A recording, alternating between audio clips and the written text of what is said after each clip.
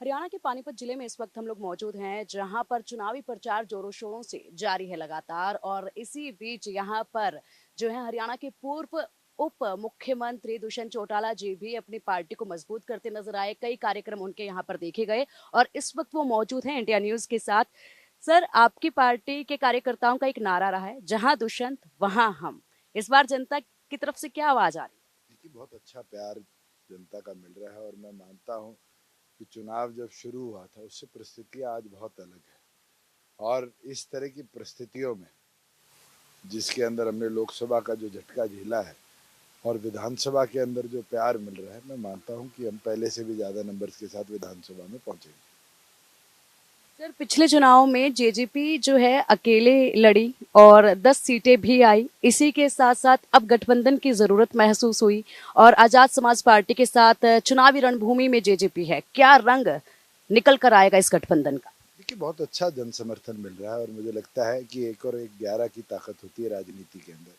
और चंद्रशेखर आज़ाद का जो साथ हमें मिल रहा है वो युवाओं में एक जोश भी भर रहा है और युवाओं की ताकत ने पिछला चुनाव भी जिताया था और युवा ही इस चुनाव को आगे लेकर चलेंगे। सर, हरियाणा में इस बार अकेले सरकार बनाने का दम भरा जा रहा है, चाहे वो कांग्रेस हो या बीजेपी हो। क्या ये हो पाएगा? संभव लग रहा है आपको? मुझे परिस्थितियाँ नहीं लगती, मुझे तो तिकोणीय मुकाबला लगता है और कोई भी ऐसी सीट नहीं है जहाँ 3 से 4 कैंडिडेट मुकाबले में ना हो। और इन परिस्थितियों के अंदर जो हवाएं चलेंगी वो आखिरी के 3 से 4 दिन के अंदर तय करेंगी कि कौन सी पार्टी कहाँ स्टैंड करती सर, इसी के साथ निर्दलीय भी इस बार काफी मैदान में है, एक एक सीटों से। उनका क्या कुछ रोल रहेगा? क्या नजर आ रहा है? किस तरीके से निर्दलीय को आप देखते हैं? है। जनता अब समझती है कि इंडिपेंडेंट जीत के तो जरूर आते हैं मगर उनकी भूमिकाएं उनकी कॉन्स्टिट्यूंसी की डेवलपमेंट में बड़ी लिमिटेड हो जाती हैं। हमने पिछली बार भी 7 निर्दलीय देखे और उन 7 निर्दलियों की जो भूमिकाएं रही वो सबके सामने है। सर, पिछले चुनाव में जब जेजेपी अकेले मैदान में थी, तो उस वक्त जेजेपी ने अकेले मैदान में अपनी विचारधारा रखी और चुनाव लड़ा और काफी प्यार जनता का मिला उस वक्त पर। लेकिन उसके बाद जब बीजेपी के साथ आई तो थोड़ी बहुत नाराजगी भी देखी गई। उसको इस बार किस तरीके से? नाराजगी आएगी और मैं मानता हूँ हमारे प्रति तो किसान आंदोलन की जो नाराजगी थी वो सबसे ज़्यादा थी। उसके बावजूद भी हमने किसान को ताकत दी, 2 दिन में उसकी पेमेंट कराई, उसको मंडी के अंदर सोना ना पड़े ऐसी व्यवस्था कराई कि प्रोक्योरमेंट इमीडिएट हो। फसल खराब हुई तो 30 दिन में उसके खाते में पैसा पहुंचाया।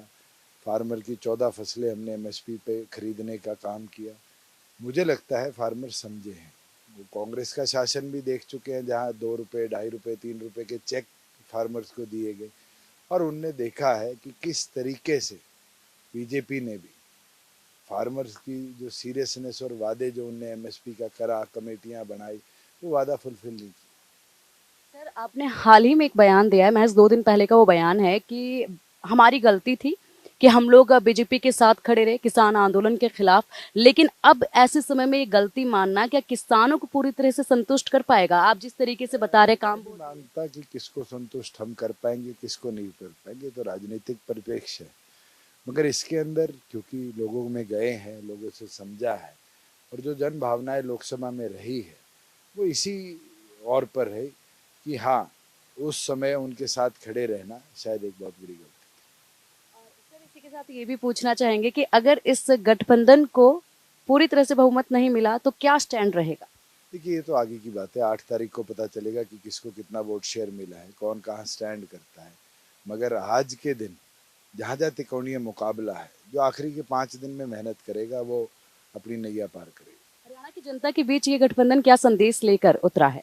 देखिए, दोनों पार्टी आज छत्तीस बिरादरी को, किसान कमेरे को कैसे ताकत मिले, इस सोच के साथ आगे होते हैं। सर, कई कार्यक्रम आपके लाइनअप हैं और इसी बीच हमें इतना समय देने के लिए बहुत बहुत शुक्रिया सर।